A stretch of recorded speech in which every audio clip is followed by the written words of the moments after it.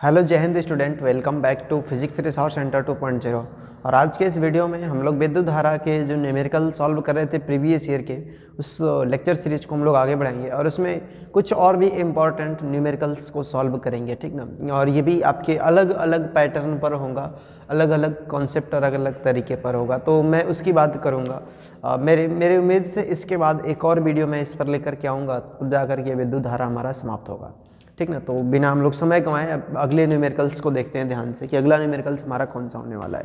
देखिए, एक अगले अलग कॉन्सेप्ट पर है। 2015, 2016, 2017 तीनों की बोर्ड परीक्षाओं में ये लगातार पूछा जाने वाला प्रश्न है कि एक विद्युत बल्ब पर 200 वोल्ट 100 वाट लिखा है, ठीक ना। अब ध्यान समझिएगा, 200 वोल्ट 100 वाट लिखा है। इसे 200 वोल्ट के विद्युत मेंस से लगाने पर बल्ब में कितनी धारा प्रवाहित होगी और बल्ब के प्रतिरोध की भी गणना करिए। देखिए, अगर आपके सामने इस प्रकार का प्रश्न आता है ना, तो सबसे पहले हम प्रश्न में क्या चीज़ें दिया रहता है उसको लिखते हैं और लिखने के बाद फिर हम उसमें देखते हैं क्या वैल्यू प्राप्त करनी है, उस हिसाब से हम लोग फार्मूला अप्लाई करते हैं। तो सबसे पहले बात करेंगे ना, तो जो दिए रखा है वो क्या है भैया, 200 वोल्ट है और 100 वाट है, यानी कि V बराबर में कितना दे रखा है, 200 वोल्ट दे रखा है, 200 वोल्ट V बराबर, और जो P बराबर में वो कितना दे रखा है, 100 वाट दे रखा है। इसके अतिरिक्त आपसे क्या रहा है कि इसको 200 वोल्ट के मेंस से जोड़ने पर विद्युत बल्ब में कितनी धारा प्रवाहित होगी, ठीक ना। तो सबसे पहले आप ये याद करना कि बल्ब में कितनी धारा प्रवाहित हो रही है। तो बल्ब में अगर प्रवाहित धारा की बात करेंगे ना, यानी कि I की बात करना है, तो आप देखिए तीनों में कौन सा एक रिलेशन प्राप्त होता है। एक फार्मूला होता है ना, सूत्र P = V × I से, P बराबर V × I से। यहाँ से आप I बराबर वैल्यू ज्ञात करेंगे तो कितना आ जाएगा, P बटा में V। जो P का वैल्यू है वो कितना है, 100 वोल्ट 100 वाट है, और V का जो वैल्यू है वो 200 वोल्ट है। और आप इसको डिवाइड करेंगे तो 0.5 एम्पियर की धारा है ये, यानी उस बल्ब में कितनी धारा प्रवाहित हो रही है, 0.5 एम्पियर की धारा प्रवाहित हो रही है। और आपसे पूछ क्या रहा है कि अभी और एक चीज़ कि बल्ब के प्रतिरोध की भी गणना कीजिए, ठीक ना। हाँ, बल्ब के प्रतिरोध की गणना करना है। कब गणना करना है, जब उसको 200 वोल्ट के मेंस से जोड़ा जाता है तब। यहाँ पर भी आप एक और फार्मूला लगाइए, सूत्र P = V² से, P = V² से। जैसे आप ये फार्मूला लगाएंगे ना, तो आपको R की वैल्यू चाहिए, यानी कि V² में P, ठीक ना। तो अगर V का वैल्यू आप देखिए, V का वैल्यू कितना, 200 वोल्ट के मेंस से जोड़ने की बात कर रहा है, तो 200 गुणा में 200 और बटा में P का जो वैल्यू है वो 100 वाट है। तो 2 जीरो से 2 जीरो को टपकाइए और ये कितना हो जाएगा आपका, 2 दूना 400, यानी कि 400 ओम इस विद्युत बल्ब का प्रतिरोध आ जाता है, ठीक ना। तो ये आपका आंसर हो जाता है। तो ये आप याद रखेंगे। रिपीटेड प्रश्न है 3 ईयर में, 15, 16, 17। और देखो कितने लाइन का है भैया, देखो एक लाइन ये हुआ, एक लाइन ये हुआ। ये फार्मूला वगैरह है, सूत्र लिखे हैं तो इसको तो नहीं ऐड कर रहे हैं, 1, 2 और ये लिखे हैं। मान ली कुल 3 से 4 लाइन का ये प्रश्न है, बिल्कुल ईजी। और इससे ईजी आपके परीक्षा में क्या प्रश्न आ सकता है, तो मैं भी क्या उम्मीद करूँगा। चलिए अब लोग अगले प्रश्न पर चलते हैं। ये 2019 का प्रश्न है, बहुत ही ज़बरदस्त कॉन्सेप्ट पर है, प्रतिरोध की निर्भरता। आप लोगों ने पढ़ी होगी, किसी भी चालक तार का जो प्रतिरोध होता है किन किन बातों पर निर्भर करता है, उसी पर ये है फार्मूला, ठीक ना। उसी फार्मूले पर है। दिया है किसी तांबे के तार का व्यास 0.5 mm तथा इसकी प्रतिरोधकता 1.6 × 10⁻⁻⁻ में 8 ओम मीटर है। 10 ओम प्रतिरोध का प्रतिरोधक बनाने के लिए कितने लंबे तार की आवश्यकता होगी। यदि इससे दोगुने व्यास का तार ले लें तो प्रतिरोध में क्या अंतर आएगा, ठीक ना। चलो, प्रश्न बहुत ही बेहतरीन है। अगर आप इसको नहीं समझ में आ रहा है तो मैं आपको समझा रहा हूँ, पहले इसको इरेज कर देते हैं, ठीक ना। तो उम्मीद करते हैं समझ में आ गया होगा आप लोगों को।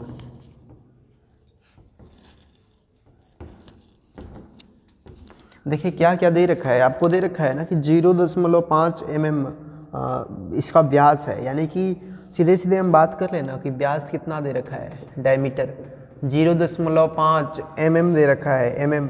आप इसको किस में बदलिए, आप इसको मीटर में बदलिए, ठीक ना। 0.5 mm है तो 0.5 मिलीमीटर, एक मीटर बराबर कितना होता है, 10⁻³ मिलीमीटर। तो 1 मिलीमीटर बराबर कितना हो जाएगा, 10⁻³ मीटर। तो हम क्या कर देंगे, इसको 10⁻³ से मल्टीप्लाई कर देंगे तो ये किस में आ जाएगा, मीटर में आ जाएगा, ठीक ना। और ये जब मीटर में आ गया तभी देखो आपको त्रिज्या प्राप्त करनी होगी ना, क्योंकि एरिया चाहिए होता है इसमें। तो त्रिज्या बराबर क्या होता है, व्यास बटा में 2, यानी कि व्यास का वैल्यू 0.5 गुणा में 10⁻³ अपान में 2। और देखो जब 5 को 2 से डिवाइड करोगे ना तो कितना हो जाएगा 2.5 और गुणा में ये 10⁻⁴ मीटर हो जाएगा।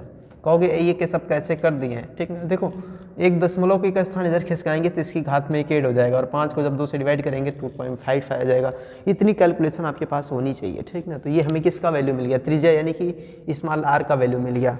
अब देखो इसके अलावा हमें क्या दे रखा है कि जो उसकी प्रतिरोधकता है, प्रतिरोधकता का मतलब विशिष्ट प्रतिरोध होता है जिसे हम लोग रो से दिखाते हैं, इसकी भी वैल्यू दे रखा है 1.6 गुणा में 10⁻⁸ ओम मीटर, 10⁻⁸ ओम मीटर, ठीक ना। देखो इस पर प्रश्न भी कई बार पूछा गया है कि बहुविकल्पी प्रश्न के रूप में कि प्रतिरोधकता का मात्रक क्या होता है, तो आपको इसमें ऑप्शन दिया रहता है ओम मीटर, ओम। कई लोग प्रतिरोधकता को प्रतिरोध समझ के ओम लगा देते हैं, कई बार इसको ओम प्रति मीटर कर देता है, ओम मीटर स्क्वायर कर देता है, तो आपको बिल्कुल कंफ्यूज नहीं होना है, ठीक ना। ओम मीटर ये कैसे आता है, मैं जब फार्मूला लिखूंगा तो आपको एक क्षण के लिए बता दूंगा। अब देखो आपको ये भी बता रहा है कि ये इसमें जो प्रतिरोध लगा हुआ है ना वो कितना है, 10 ओम का प्रतिरोध है, 10 ओम का प्रतिरोध है। और इतने ओम का प्रतिरोध उस तार चालक तार को बनाना है जिसकी त्रिज्या इतनी है, ठीक ना, और इतनी उसको बनाना है तो कितनी लंबाई उसकी रखें कि इतना ही 10 ओम ही रहे, ठीक ना। आपसे ये पूछ रखा है। पहले इसमें 2 प्रश्न है तो पहले इसको सॉल्व करते हैं। तो देखो आर बराबर में 10 ओम, और आपको पता है फार्मूला क्या होता है, यहाँ पर मैं लिखता हूँ सूत्र R is equal to rho L बटा ए से, ठीक ना। R is equal to rho L बटा में ए से, यानी कि आपको पता है ना कि जो अगर किसी भी चालक तार का जो प्रतिरोध होता है वो लंबाई की अनुक्रमानुपाती होता है, यानी कि लंबाई ज़्यादा तो प्रतिरोध ज़्यादा होगा, लंबाई कम है तो प्रतिरोध कम होगा। और जो एरिया यानी कि तार का जो परिच्छेद क्षेत्रफल होता है ना, परिच्छेद अनुप्रस्थ परिच्छेद का क्षेत्रफल, उस परिच्छेद क्षेत्रफल अगर ज़्यादा है ना तो प्रतिरोध का वैल्यू कम रहेगा, और परिच्छेद क्षेत्रफल कम है तो उसका प्रतिरोध जो रहेगा ना वो बहुत ही ज़्यादा रहता है, ठीक ना। इस कारण से जो पतले तार होते हैं उसमें ज़्यादा करंट फ्लो नहीं कराया जा सकता है। इन सारी चीज़ों की बात करते हैं। अब देखिए हम लोग को L की वैल्यू प्राप्त करनी है, तो L बराबर जैसे आप ज्ञात करेंगे तो कितना हो जाएगा, आर ए और अपान में किसका वैल्यू आ जाएगा, रो का वैल्यू आ जाएगा, आर ए और अपान में रो। अब आप यहाँ से आर ए बटा में रो तो आ गया, अब वैल्यू अब फार्मूला में सब पुट करिए, आर का जो वैल्यू है वो 10 ओम है। अब एक चीज़ देखो, आपको ए की वैल्यू नहीं पता है ना, तो अगर तार होगा कोई भी तार, तो तार है तो कुछ इस प्रकार से इसका सिरा होगा ना, तो जो इसका अनुप्रस्थ परिच्छेद क्षेत्रफल होता है वो तो यही होता है, और ये वृत्ताकार होता है, वृत्ताकार होता है। अगर इसका वैल्यू ए है तो आपको पता होगी कि ए का जो वैल्यू होगा वो किसके बराबर आएगा, पाई आर स्क्वायर, यानी जो वृत्त का क्षेत्रफल होता है। तो हम लोग इसके जगह लिख लेते हैं पाई आर का स्क्वायर, अपान में रो का जो वैल्यू है वो भी दे रखा है आपका 1.6 गुणा 10⁻⁸, ठीक ना। अब आप यहाँ पे वैल्यू रख लो 10 गुणा में, ठीक ना, और पाई का जो वैल्यू होता है 3.14, और गुणा में जो आर का वैल्यू है ना 2.5 गुणा 10⁻⁴, इसका देखो स्क्वायर करना है, और अपान में आपको क्या है 1.6 गुणा 10⁻⁸ है, ठीक ना, 1.6 गुणा 10⁻⁸ है। अब ये आपको जब चीज़ें मिली ना तो आप इसका क्या करो, स्क्वायर करो, यानी कि मैं इसका सारी कैलकुलेशन ऊपर लिखता हूँ, ज़्यादा कैलकुलेशन भी नहीं करेंगे। देखो इधर ये 10 हुआ गुणा में, और 3.14 गुणा में, जब 25 का आप स्क्वायर करेंगे तो कितना होता है 6.25 आएगा, गुणा में 10⁻⁸ आएगा, और अपान में 1.6 गुणा में 10⁻⁸, ठीक ना, यानी कि 10⁸ से 10⁸ खत्म। बाकी सारी चीज़ों को आप कैलकुलेट कर लीजिए। देखिए कैलकुलेट कर लेंगे तो मैं सीधे आंसर लिखता हूँ इसका, जो आंसर आएगा इसका 122.6 मीटर आएगा, ठीक ना। आप इनको गुणा करके 1.6 से भाग दे लेंगे, तो जब आप गुणा करके इससे भाग दे लेंगे ना तो 122.6 मीटर आएगा। अर्थात 10 ओम का प्रतिरोध अगर उस तार को बनाना है, यानी कि उस तार का रेजिस्टेंस 10 ओम रखना है, तो उसकी लंबाई जो है 122.6 मीटर रखनी होगी, तब जाकर के उसका प्रतिरोध 10 ओम होगा।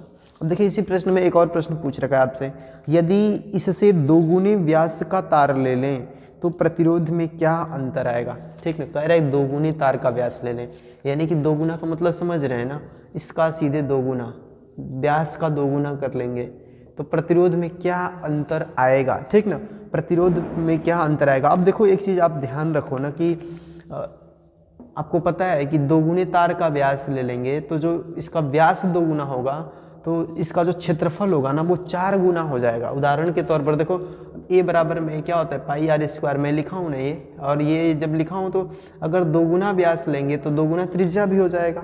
जब 2 गुना व्यास लेंगे 2 गुना त्रिज्या, और यहाँ पर आर के जगह पर हम लोग क्या लिखेंगे 2r का स्क्वायर लिखेंगे, तो पाई और गुणा में 4r का स्क्वायर हो जाएगा, यानी कि जो क्षेत्रफल होगा ना पहले की तुलना में वो कितना हो जाएगा 4 गुना अधिक हो जाएगा, 4 पाई आर स्क्वायर, ठीक ना। और जब पहले की तुलना में वो 4 गुना प्रतिरोध हो जाएगा, तो अब इस चीज़ को याद रखिए कि प्रतिरोध 4 गुना है ना, और आपको पता क्या होता है R = रो L बटा में A, ये फार्मूला होता है, यानी कि एरिया से डिवाइड हो, जब ये 4 गुना हो जाएगा तो जो नया वाला प्रतिरोध होगा उसमें 4 से डिवाइड होगा, ठीक ना। उसमें कितना से डिवाइड होगा 4 से। 4 से डिवाइड क्यों होगा, क्योंकि ये व्युत्क्रमानुपाती होता है परिच्छेद क्षेत्रफल के। मैंने आपसे कहा ना कि जितना अधिक उसका परिच्छेद क्षेत्रफल होगा प्रतिरोध उसका उतना ही कम होगा। तो अर्थात अगर 2 गुना कर रहे हैं तो जो उसका प्रतिरोध, देखो 2 गुना हम इसको नहीं कर रहे हैं, क्षेत्रफल को 2 गुना नहीं, व्यास को 2 गुना करने की बात कर रहा है। जब व्यास को 2 गुना करेंगे तो जो क्षेत्रफल होगा वो 4 गुना हो जाएगा। तो अगर हम लोग नए प्रतिरोध की बात करेंगे ना, नया प्रतिरोध, आपको थोड़ा सा लिखना पड़ेगा लैंग्वेज, यहाँ पर आप लिखेंगे, यहाँ पर लैंग्वेज लिखेंगे। आप लैंग्वेज क्या लिखेंगे, यदि तार का व्यास 2 गुना कर दिया जाए, ठीक ना, तो उसका क्षेत्रफल 4 गुना हो जाएगा। अतः जो नया प्रतिरोध होगा उसका वैल्यू कितना हो जाएगा 10। देखो पहले तो ये 10 था ना, पहले 10 ओम का प्रतिरोध था, अब ये 4 गुना जब क्षेत्रफल हो जाएगा तो ये इसके फार्मूले में ए नीचे होता है तो 4 से डिवाइड हो जाएगा। जब इसे 4 से डिवाइड करेंगे तो 2.5 ओम आ जाएगा, ठीक है, यानी 2.5 ओम का प्रतिरोध लगे जाएगा। तो ये हमारा रहा दूसरा प्रश्न, और मेरे हिसाब से ये प्रश्न काफ़ी बेहतरीन रहा है और आप लोगों को उम्मीद करते हैं समझ में आया होगा। अब हम लोग इससे अगले प्रश्न की बात करते हैं। ये 2020 में पूछा गया प्रश्न है, ठीक ना। सबसे पहले इसको हम इरेज करते हैं, उसके बाद आगे चलते हैं, ठीक ना। अगला जो प्रश्न है वो क्या दे रखा है, 1500 वाट सामर्थ्य वाले एक विद्युत हीटर को 250 वोल्ट के विद्युत मेंस से जोड़ा जाता है और ज्ञात कीजिए हीटर में प्रवाहित धारा और हीटर के तार का प्रतिरोध। भैया ये जो पहला वाला प्रश्न सॉल्व किए थे ना आज की वीडियो में, उसी पर आधारित है, वही दोनों फार्मूला इसमें भी लगाएंगे। देखिए लिखा क्या लिखा है, और P बराबर में आपको दे रखा है 1500 वाट, 1500 वाट दे रखा है P का वैल्यू, और कितने वोल्ट के मेंस से जोड़ा जाता है 250 वोल्ट के मेंस से जोड़ा जाता है। इस हीटर को आपसे पूछ रहा है हीटर में प्रवाहित धारा का वैल्यू ज्ञात करिए, पहला प्रश्न है। दूसरे प्रश्न में पूछ रहा है हीटर के तार का प्रतिरोध ज्ञात करिए, यानी कि R का वैल्यू ज्ञात करिए, ठीक ना।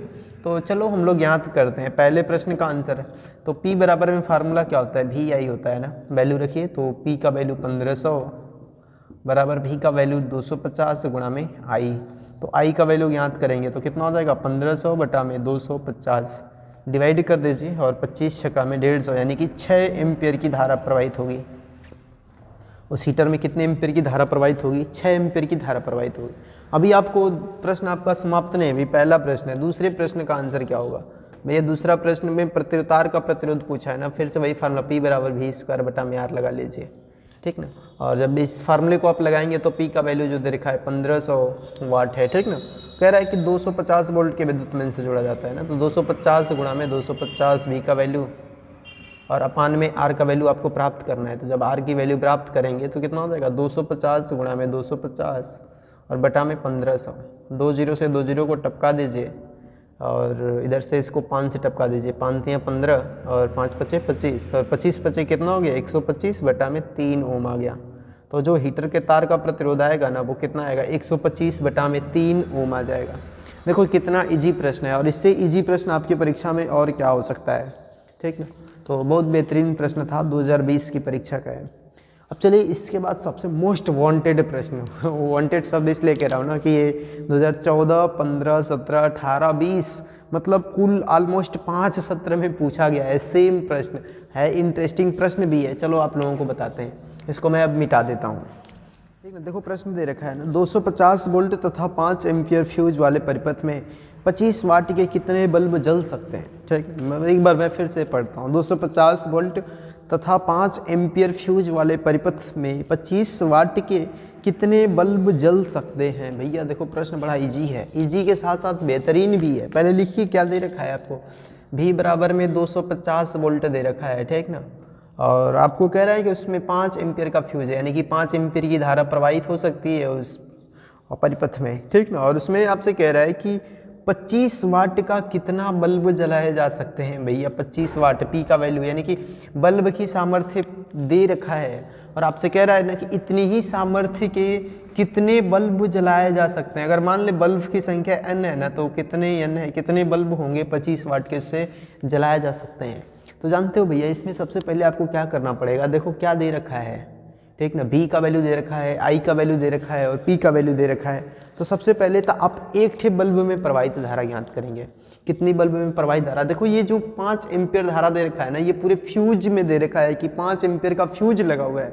तो 5 एम्पियर का फ्यूज लगने का मतलब क्या है कि उसमें 5 एम्पियर धारा जाएगी, 5 से अधिक नहीं जा सकती है। तो वो तो मतलब पूरी परिपथ की धारा दे रखा है। आपको पहले ये पता करना होगा कि एक जो बल्ब है वो ना, वो कितने मतलब उसमें ले रखा है, क्या बोलते हैं, कितना धारा ले रहा है। और आपको ये भी पता होना चाहिए कि विद्युत बल्ब अगर उसमें परिपथ में लगे हुए हैं तो सभी समांतर क्रम में ही लगे होंगे, क्योंकि समांतर क्रम की बात करें ना तो सभी में जो धाराएं जाती हैं वो अलग अलग जाती हैं, लेकिन अगर उनकी सामर्थ्य समान है, ठीक ना, सामर्थ्य समान है तो मूलतः भी समान होती है। दैट्स वाई उसमें जो करंट होगा वो भी सेम होगा। तो सबसे पहले हम लोग क्या करेंगे, यहाँ पर लिखेंगे एक बल्ब में प्रवाहित धारा, एक बल्ब में प्रवाहित धारा। और एक बल्ब में अगर प्रवाहित धारा की बात करेंगे ना तो यहीं से यही फार्मूला लगाइए, I is equal to P बटा में भी, पी बराबर भी आई होता है, तो यहीं से पी बराबर में भी आई। तो पी का जो वैल्यू है वो 25 वाट है और भी का जो वैल्यू है वो कितना है, 250। डिवाइड करेंगे तो 1/10 आएगा, यानी 0.1 एम्पीयर की धारा जा रही है।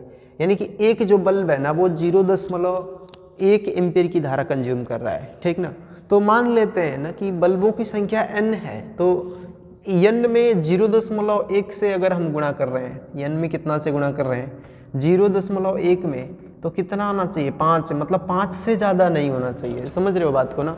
जैसे कि एक बल्ब है वो 0.1 एम्पीयर की धारा ले रहा है और पूरे परिपथ की धारा 5 एम्पीयर है, तो हमको ये प्राप्त करना है ना कि इस 5 एम्पीयर से कितने ज़्यादा बल्ब, कितने बल्ब जल सकते हैं। तो हम क्या करें कि एक बल्ब इतना ले रहा है तो हमको पता नहीं है, सब नंबर प्राप्त करना है, तो 0.1 से 5 में भाग दे लेंगे तो पता चल जाएगा। दैट्स वाई यही बात है। तो यहाँ से आप जब n की वैल्यू प्राप्त करेंगे ना तो कितना हो जाएगा, 5 बटा में 0.1, दशमलव को अब हटा लीजिए, 0.1 से भाग देंगे तो कितना आ जाएगा, 50। तो भैया n बराबर में कितना आ गया, 50 बल्ब आ गया। अर्थात इस पूरे परिपथ में इस 5 एम्पीयर वाले फ्यूज से 50 बल्ब जलाए जा सकते हैं, ठीक ना। उनकी सामर्थ्य कितनी होनी चाहिए, 25 वाट उनकी सामर्थ्य होनी चाहिए, ठीक ना। तो ये रहा बहुत ही इजी प्रश्न है और इजी है, बस आपको थोड़ा सा दिमाग लगाना है। दिमाग इसलिए लगाना है ना कि देखो ये समांतर क्रम है और समांतर क्रम में ही जोड़ेंगे। और दूसरी चीज़, समांतर क्रम में तो यहाँ पर सभी बल्बों की जब वोल्ट इनकी जो सामर्थ्य है यानी 25 वाट सबकी समान है ना, तो सेम करंट भी बहेगा। और आपको पता है विभव का मान तो वही रहता है, तो हमें कोई इश्यू आने वाला नहीं है। तो बस एक बल्ब में प्रवाहित धारा का वैल्यू प्राप्त कर लीजिए, आपको पता चल जाएगा कितने बल्ब इससे जलाए जा सकते हैं। तो उम्मीद करते हैं कि आपको ये भी जो प्रश्न है ना ये समझ में आ ही गया होगा। अगले हम लोग प्रश्न को देखते हैं कि अगला हम लोग इसमें कौन सा प्रश्न ले सकते हैं, ठीक ना। अगला जो प्रश्न हम लोग कौन सा ले सकते हैं, चलिए एक और हम लोग प्रश्न लेते हैं। बहुत ही रोचक प्रश्न है ये, 2015 और 2017 दोनों परीक्षाओं में रोचक प्रश्न है। और बेसिकली आप लोग थोड़ा सा भी दिमाग लगाए होंगे ना पिछली कक्षाओं में, तो उस पर भी सॉल्व हो सकता है, लेकिन थोड़ा सा अलग है उससे। जैसे क्लास 9th में बात करें ना कार्य ऊर्जा सामर्थ्य, तो उसी पर आधारित हम लोग एक फार्मूले का उपयोग करेंगे, ठीक है। देखिए अगला जो प्रश्न है वो दे रखा है कि 240 वोल्ट व 5 एम्पियर, ठीक ना, 240 वोल्ट व 5 एम्पियर धारा पर कार्य करने वाले एक विद्युत मोटर की दक्षता 80% है। इसके द्वारा 60 मीटर की ऊंचाई तक 1 घंटे में कितना पानी चढ़ाया जा सकता है। पृथ्वी का गुरुत्वीय त्वरण 10 मीटर प्रति सेकंड है, ठीक ना, सॉरी 10 मीटर प्रति सेकंड स्क्वायर है। आपको ये चीज़ प्राप्त करना है ना कि कितना वाटर उससे चढ़ाया जा सकता है, उसकी वोल्टता दे रखी है। उस जो विद्युत मोटर रहेगी मतलब इतना वोल्ट पर, 240 वोल्ट पर और 5 एम्पीयर की धारा पर वो कार्य करता है, और जो उसकी दक्षता है ना वो 80% है। तो आपसे ये कह रहा है कि उसको 60 मीटर की ऊंचाई तक वो 1 घंटे में कितना पानी चढ़ाएगा, आपको इसी का वैल्यू प्राप्त करना है, ठीक है, यानी कि द्रव्यमान पानी का द्रव्यमान प्राप्त करना है। सबसे पहले बात देखिए क्या चीज़ें आपको दे रखा है। जो दे रखा है ना वो 240 वोल्ट है। वो 240 वोल्ट भी बराबर में क्या है, उस विद्युत मोटर की वोल्टता है, और आई बराबर में कितना है, 5 एम्पियर है। इतनी धारा उसमें जा सकती है। और तो आपसे कह रहा है कि उसकी मोटर, विद्युत मोटर की दक्षता कितनी है, 80% है। ठीक ना। विद्युत मोटर की जो दक्षता है वो कितनी है, 80% है। यहाँ पर लिखते हैं दक्षता 80% इज इक्वल टू 80%। अब चलिए सबसे पहले तो हम ये याद करें कि पूरे जो विद्युत मोटर की सामर्थ्य कितनी है, ठीक ना। विद्युत मोटर की जो शक्ति है वो कितनी है, मोटर की, यहाँ पर आगे लिख देते हैं विद्युत मोटर की शक्ति। विद्युत मोटर की अगर शक्ति की बात करें तो P बराबर में फार्मूला फिर से आप लगाएंगे VI फार्मूला लगाइए। तो V का जो वैल्यू वो 240 और I का वैल्यू कितना है 5 और 24 बचे कितना होता है 120 यानी कि 0 कितना हो गया टोटल, ये आपका 1200 वाट हो गया। ठीक है, देखो ये टोटल है, इतना वोल्टता और इतना एम्पियर धारा पर वो कार्य करता है तो उसकी पूरी क्षमता है, लेकिन इतनी वो क्षमता का उपयोग नहीं करता है, वो 80% क्षमता का ये उपयोग करता है ना। तो अब हम लोग उसकी दक्षता 80% है, तो यहाँ पर लिख लेते हैं कि मोटर की जो दक्षता अगर 80% है तो कितना का 80% है भाई भैया, 1200 का 80% है, यानी कि 1200 गुणा में 80 बटा में 100, 2 जीरो से 2 जीरो को उड़ाइए और 12 बटे कितना हो गया 96 जीरो, यानी 960 वाट है उसकी शक्ति, यानी कि 80% क्षमता है तब। अब देखो आपसे कह रहा है ना कि इसके द्वारा 60 मीटर की ऊंचाई तक 1 घंटे में कितना पानी चढ़ाया जा सकता है, यानी कि यहीं पर मैं लिख रहा हूँ, तो हाइट बराबर में कितना है 60 मीटर है और जो टाइम दे रखा है वो कितना दे रखा है 1 घंटे। तो मैं चाहूँगा कि आप इसको किस में बदल लीजिए, सेकेंड में, तो कितना हो जाएगा ये 3600 सेकेंड हो जाएगा, 3600 सेकेंड हो जाएगा टाइम टी बराबर में। और गुरुत्वीय त्वरण का वैल्यू जी बराबर में कितना 10 मीटर प्रति सेकेंड का स्क्वायर दे रखा है। अब आपसे एक चीज़ कहते हैं इसमें कि देखो ये 10 मीटर पर सेकेंड स्क्वायर दे रखा है ना, गुरुत्वीय त्वरण का वैल्यू है। आपको एक बात करें कि ये जो कार्य हो रहा है, पानी मोटर के द्वारा जो है ना ऊपर की तरफ चढ़ाया जा रहा है, और आपको पता है कि ऊपर की तरफ हो रहा है तो ऊपर की तरफ क्या लग रहा है, गुरुत्वाकर्षण के विरुद्ध बल लग रहा है। गुरुत्वाकर्षण नीचे लग रहा है, पानी के ऊपर, तो इसके विरुद्ध बल लग रहा है, और जब बल लग रहा है तो इसमें विस्थापन हो रहा है ना, अर्थात जो पानी का डिब्बा है यानी कि जो टैंकर होगा जिसमें लेकर जा रहा होगा पानी, तो अगर वो टैंकर है तो टैंकर का अगर मान चलिए कि टैंकर पर जो फोर्स लग रहा है, मोटर लगा रहा है, तो ये ऊपर की तरफ जा रहा है, तो इसका विस्थापन भी हो रहा है ऊपर की तरफ। और ये जो गुरुत्वाकर्षण के विरुद्ध जो किया गया कार्य है ना, ये उसके गुरुत्वीय स्थितिज ऊर्जा के रूप में संचित होता है। तो हम यही यहाँ पर लिखेंगे कि विद्युत मोटर द्वारा किया गया कार्य, विद्युत मोटर द्वारा किया गया कार्य, जो किया गया कार्य होगा वो किसके रूप में संचित होगा, इज इक्वल टू, टेक ना, इज इक्वल टू किया गया कार्य उसकी स्थितिज ऊर्जा के रूप में संचित होगा, स्थितिज ऊर्जा के रूप में संचित होगा। जब वो स्थितिज ऊर्जा के रूप में संचित होगा तो हम लोग स्थितिज ऊर्जा का फार्मूला लिखेंगे। और विद्युत मोटर के द्वारा किया गया कार्य, अब ध्यान समझेंगे, आपके पास क्या चीज़ें हैं, मोटर की दक्षता 960 वाट दे रखा है और आपको ना टाइम दे रखा है, तो आप ऐसा करिए कि जो कार्य का वैल्यू है वो P और T के पदों में ज्ञात करिए। तो आप ये फार्मूला पढ़े होंगे, P is equal to W बटा में T। तो अगर W बटा में T पढ़े हुए हैं तो यहाँ से आप W बराबर में P गुणा में T लिख लीजिए, ठीक ना। तो अब यहाँ पर जो कितना हो जाएगा, P गुणा में T बराबर में mgh, स्थितिज ऊर्जा का वैल्यू ये होता है। P का वैल्यू 960 गुणा में T का वैल्यू 3600 बराबर में m का वैल्यू ज्ञात करना है, g का वैल्यू 10 और h का वैल्यू 60, ठीक ना। तो m का वैल्यू अगर ज्ञात करेंगे तो कितना हो जाएगा 960 गुणा में 3600 और बटा में 10 गुणा में 60, 1 जीरो से 2 जीरो से 2 जीरो उड़ाइए और 6 6 के 36, तो m बराबर में 960 में 6 का गुणा 0 और कितना हो जाएगा ये आपका 6 6 के 36 और 3 6 9 54 और 3 5760 किलोग्राम पानी चढ़ा सकता है, ठीक ना। यानी कि 1 घंटे में वो 5760 किलोग्राम पानी, वो विद्युत मोटर है, वो 60 मीटर की ऊंचाई तक चढ़ा सकता है। तो ये आपका रहा सॉल्यूशन है, यानी कि आंसर। तो अब मैं उम्मीद करता हूँ कि आपको ये भी प्रश्न है ना समझ में आ गया होगा। अब हम लोग नाउ नेक्स्ट अगले प्रश्न की बात करते हैं कि अगला प्रश्न आपको कौन सा बता दिया जाए। अगला प्रश्न बात करते हैं 2019 की बोर्ड परीक्षा का ही एक प्रश्न है, ठीक ना। 2019 की बोर्ड परीक्षा का प्रश्न है, बिल्कुल इजी है, पहले वाले फार्मूले पर है। आपसे कह रहा है एक चालक तार का प्रतिरोध 10 ओम है, यदि इस तार की लंबाई को दोगुना और अनुप्रस्थ काट के क्षेत्रफल को आधा कर दिया जाए तो तार का प्रतिरोध क्या होगा, ठीक। तो चलो हम लोग सॉल्व करते हैं। इसमें हमारे 2 इक्वेशन बनाने पड़ेंगे। और एक और चीज़ बात बताते हैं कि ये जो फार्मूला है ना, इस फार्मूले पर कई बार प्रश्न बहुविकल्पी प्रश्न के रूप में भी पूछा है, तो हम लोग उसकी भी बात करेंगे। पहले मिटा देते हैं इसको, ठीक है। क्या दे रखा है आपको भैया, चालक तार का प्रतिरोध वो 10 ओम दे रखा है, यानी कि R1 मान लेते हैं कि 10 ओम दे रखा है। और इसके अलावा कह रहा है कि तार की लंबाई को दोगुना करना है और अनुप्रस्थ परिच्छेद के क्षेत्रफल को आधा करना है, तो तार का प्रतिरोध क्या हो जाएगा। ठीक ना, तो मान लेते हैं कि माना तार की लंबाई L है।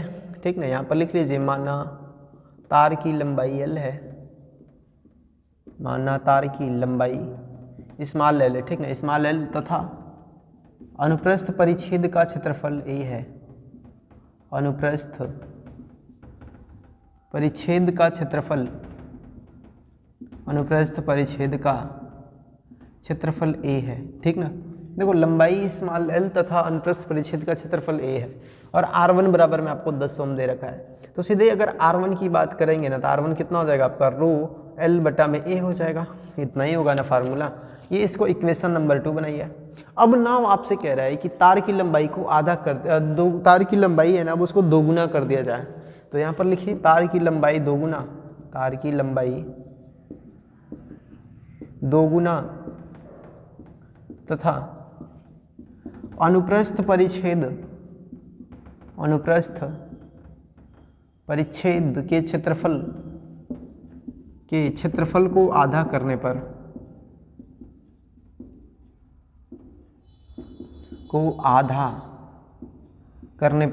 और देखिए जैसे हम उसको आधा करेंगे और इसको दोगुना करेंगे तो जो नया तार प्रतिरोध बनेगा उसे R2 मान लेते हैं कि वो R2 बन गया।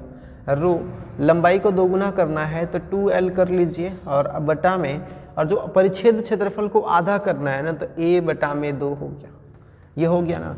अब देखो जो ये है ना, 2 का गुणा कहाँ हो जाएगा, बिल्कुल ऊपर हो जाएगा, तो रो, और यहाँ पर ये कितना हो जाएगा भैया, 2 का 2 में गुणा हो जाएगा, सीधे 2 दूना 4L, तो 4L और बटा में क्या हो जाएगा A।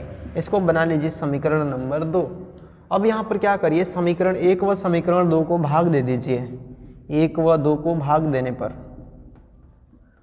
समीकरण 1 व 2 को जैसे ही आप भाग देंगे तो क्या बनेगा, इधर R1 बटा में R2 बनेगा। देखो भैया जब R1 में R2 से भाग दोगे ना, तो ये रो से रो कट जाएगा, और रो से रो कट गया, बचा क्या आपका L बटा में A, और इधर क्या बचा आपका 4L बटा में A। ठीक ना, तो इधर L का गुणा A में होगा और अपान में A गुणा में 4L, इस प्रकार से होगा। ठीक ना, A से A कैंसिल आउट हुआ और L से L, तो कितना बचा 1 बाई में 4। ये R1 बटा में R2 का वैल्यू मिला है, यहाँ पर लिखते हैं अब R1 बटा में R2 का जो वैल्यू 1 बाई में 4।